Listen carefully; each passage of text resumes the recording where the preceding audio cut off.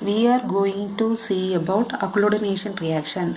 What is agglutination? It is an antigen-antibody reaction in which a particulate antigen combined with its antibody in the presence of electrolytes at a specific temperature and pH, resulting in the formation of visible clumping of particles.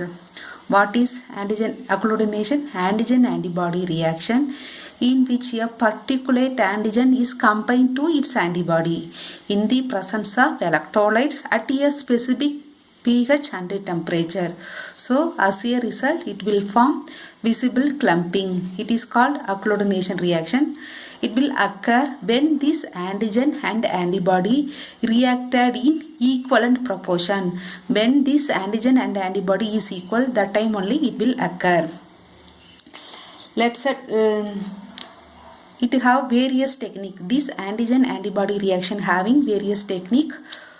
It can be divided into conventional and newer technique. Conventional technique example precipitation, agglutination, complement fixation and neutralization. Newer technique ELISA, IFA, immunofluorescent assay, RIA, CLIA. Immunohistochemistry, rapid test including lateral flow assay, ICT, flow through assay, then Western blot, immunoassay using electron microscopy. In this video, we will focus only agglutination reaction. This one also repeated 5 mark question. What is agglutination reaction? When an insoluble antigen is mixed with its antibody in the presence of electrolytes at a suitable pH and temperature, the particles are clumped or agglutinated. What is agglutination reaction?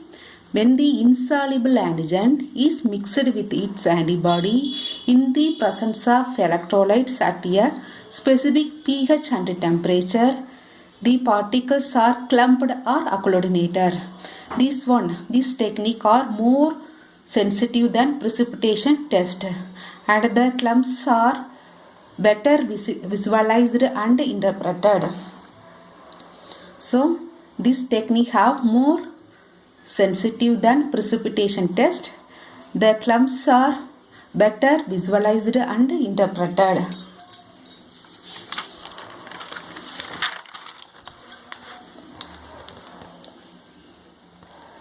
Let us see about diagnosis application. Agglutination having two different types of agglutination. Slide agglutination and tube agglutination. Slide agglutination example Vidal test applied for typhoid fever, standard agglutination test for brucella, microscopic agglutination test for leptospira, cold agglutination test for mycoplasma, blood grouping and Coombs test. These are the test example for slide agglutination test. Then tube test, Vidal and RPR test. Vidal test used for typhoid, RPR used for syphilis, then acute brucellosis. So, diagnosis application, slide agglutination and tube agglutination. Then we are employed this heterophile agglutination test. The heterophile antibody produced by human immune system in the response to infection is detected. This heterophile agglutination test used for typhus fever employed in Will-Felix reaction. Infectious mononucleus for Paul Bernal test. Mycoplasma pneumoniae for cold agglutination test. Heterophile agglutination test example typhus fever for Will-Felix reaction, infectious mononucleus for Paul Bernal test, mycoplasma pneumoniae for cold agglutination test. Next one is indirect or passive agglutination test. Antigen is coated on carrier such as lactase or RBC to detect antibody in the serum. One more test is the reverse passive occlusionation test. Here antigen is coated. In that test antibody is coated.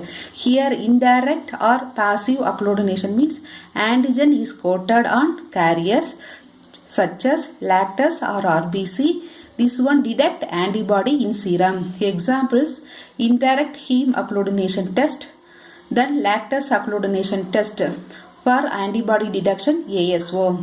Indirect or passive occlusionation test example: indirect heme occlusionation test or lactase occlusionation test.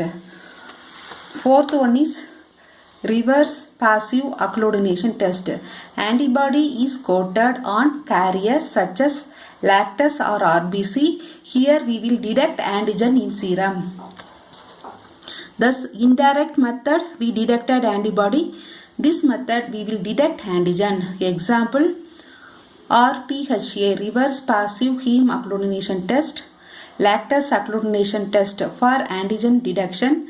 Here example: CRP or A factor, capsular antigen in CSF and streptococcal grouping. Then co-occlusionation test for Staph aureus protein A is used as a carrier. So last one is reverse passive occlusionation test. This one is reverse. Antibody is coated on carriers such as lactase or RBC to detect antigen in serum. Example: RPHA, reverse passive heme occlusionation assay, lactase occlusionation test, then co-occlusionation test. Quick review. In this video we saw about occlusionation test. Antigen antibody reaction. It have two technique: conventional technique and newer technique. In occlusionation test we have slide occlusionation test and tube occlusionation test. Slide test: Vidal, standard occlusionation test, microscopic occlusionation test, cold test, blood grouping. Then tube occlusionation test: Vidal and RPR test.